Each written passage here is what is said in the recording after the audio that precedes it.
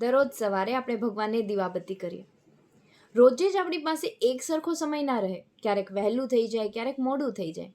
તો એ જે મંદિરની ઘંટડી છે ને, એ સાંભળીને આપણી આજુબાજુવાળા લોકો આપણને શું કહે કે આજે તો તમારા ઘરે બહુ મોડી દીવાબત્તી થઈને, બહુ લેટ થઈ ગયું તમારે.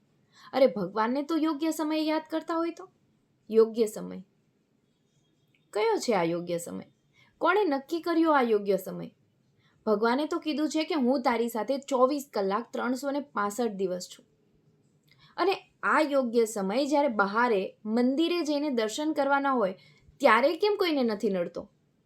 ગમે ત્યારે સમય મળે ત્યારે મંદિરે જાય, મનથી, ભાવથી, પ્રેમથી દર્શન કરીને આવે. ત્યારે તો કોઈને યોગ્ય સમય નથી નડતો. બસ ઘરે જ દીવાબત્તી કરીએ ત્યારે યોગ્ય સમય.